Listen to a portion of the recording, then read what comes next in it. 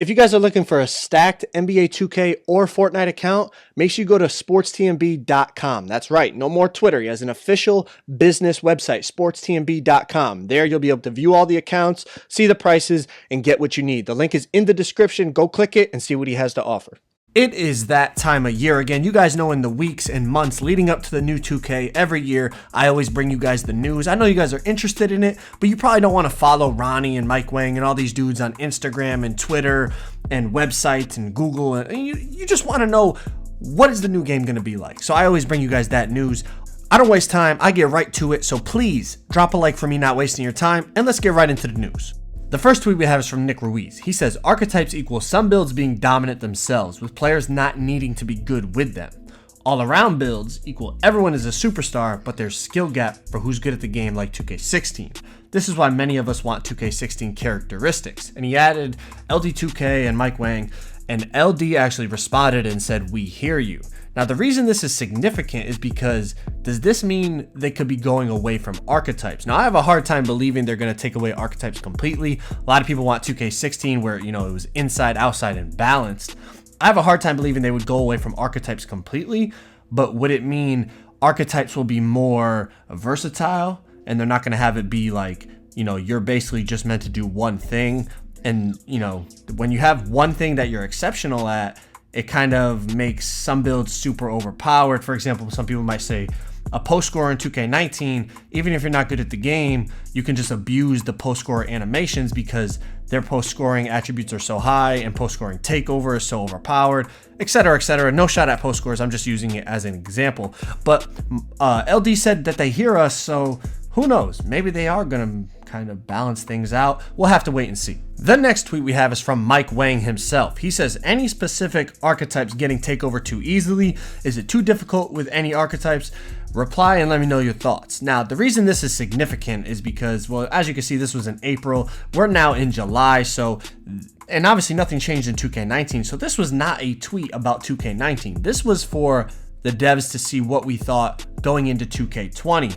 Now, obviously, it's significant because it's, letting them know maybe this build, like a stretch only has to hit 3 3-pointers to get takeover, as opposed to a playmaking build who needs to get like 5 or 6 assists or layups to get their takeover. They might balance that out even more. But the bigger point that a lot of you guys are probably even missing is the fact that he's asking about takeover in 2K20, meaning they're going to have takeover in 2K20 according to these tweets, and there's going to be even more talking about 2K20 and takeover. So a lot of people saying, oh, are they going to keep takeover, get rid of it, go back to, Grand Badge, or go back to 2K18 where it was just, your guy would get the fire emblem because he's hot? Well, judging by these tweets, it's looking like takeover is here to stay. So we'll have to see how they balance that out because, like I said, some takeover in this game is definitely overpowered. The next tweet is from Mike Wang again, and it was a poll. He said, how long should takeover last when activated? He gave 3 choices. He said, leave it as is, should last longer, should be shorter. Now, whatever you believe, it should be shorter, longer, or leave it as is. As you can see, the voting is pretty balanced, but for the most part, most people think it should be leave as is. But again, the big thing that a lot of people are missing is this was a poll that did not affect 2K19 at all, meaning it was for 2K20, which means takeover, they're planning on putting it in 2K20 yet again. Moving on away from the takeover for a change, I know I'm tall, thank you. I guess that's a cool Twitter name. He said, can we make all bigs have a set shot next year? What 7'3" dudes you see jumping 10 feet off the ground to shoot? Show me 2 in history and I'll be quiet. Mike Wang said, not saying we'll do it, but what do you think the height cutoff should be? This triggered a bunch of responses about, 7 foot, 6'11", 6'10". Some people even said 6'7". Besides the point, I do agree with the fact that taller players usually do not jump like 2-3 feet off the ground on their jump shots, but this would be a drastic change. This would really affect stretch bigs. Obviously, I was a stretch big for the majority of this year. I've been telling you guys I'm bored of playing stretch big. I'm not making one next year, and that remains true.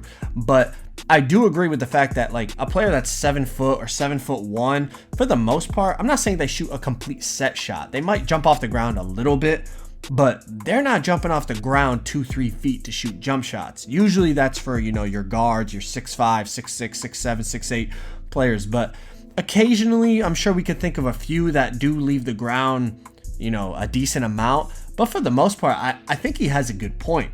You don't see 7'2" players with, base 11 jumping 2.5 feet off the ground to shoot limitless range 3-pointers.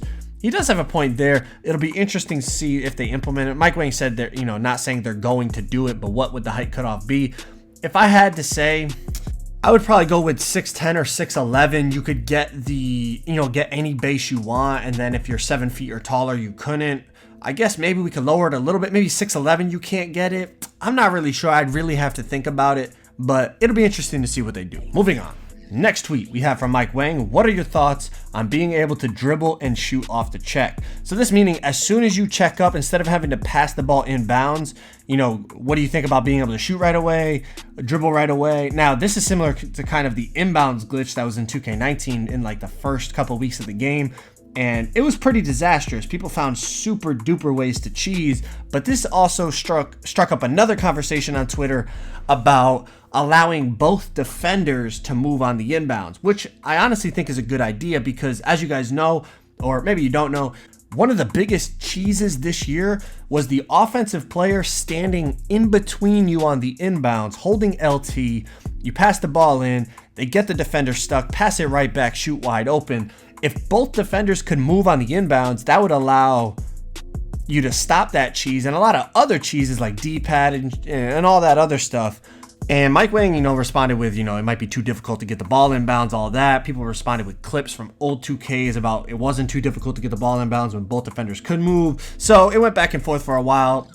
We'll have to see what they do, but for the most part about the dribbling off the inbounds, I don't think that's a good idea. Allowing both defenders to move, that's something we should definitely look at. And our last tweet of the day from Mike Wang. Got any feedback / ideas on free throw shooting in future 2Ks? Let me know.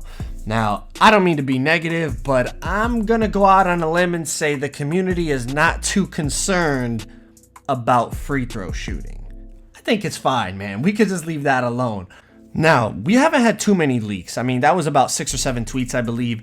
And it did give us some insight about how they are basically telling us that Takeover is staying in the game. They're looking at archetypes being more versatile and balanced, not so much specific in one category, which makes, certain builds overpowered, essentially allowing players that are not skilled to still be able to dominate, things like that. But let me say, going into 2K20, we as a community need to be more positive and receptive towards the game. I'm not saying we shouldn't point out flaws and things that are fixable or need to be corrected, but as a whole, we're pretty negative about our own game.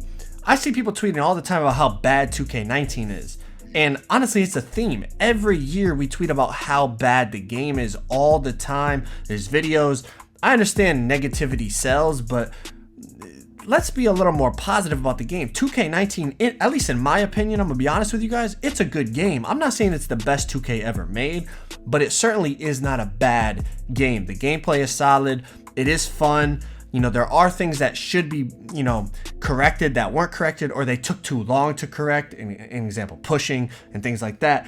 But for the most part, the game as a whole is solid. Can we clean it up and fix some things? Of course. And we should communicate that to the devs and to, content creators and anyone else that has an influence over the game. But let's not make it so that every year this game sucks, we hate it, but we're still buying it, aren't we? More and more people every year are buying 2K, which means it is not a bad game. It'll continue to get better, but we can certainly help the devs and help the, the producers and all that stuff make the game better. But as a whole, let's not have this negative vibe around our game every single year. I don't know if it'll make a difference, but listen, I appreciate y'all. I appreciate everyone watching this video, man. It's Saturday. Go enjoy the rest of the day. Please drop a like on the video, like I said. As we continue to go on, I'll keep bringing you guys the news as it comes out. I'm not going to clickbait it and say, triple, quadruple archetype, all this stuff. I just give you guys the news so that you don't have to go searching on the internet and find it. I'll put it into, a video between 5, 10, 12 minutes long, depending on how much news there is. And I will put it out there for you guys so that it's all in one place. You can get the news in a couple minutes and know what you can expect from the new 2K. So make sure you subscribe if you guys are new, man. Like I said, please drop a like. I appreciate y'all watching this video, man. Go enjoy the rest of your weekend. I'm out. Peace.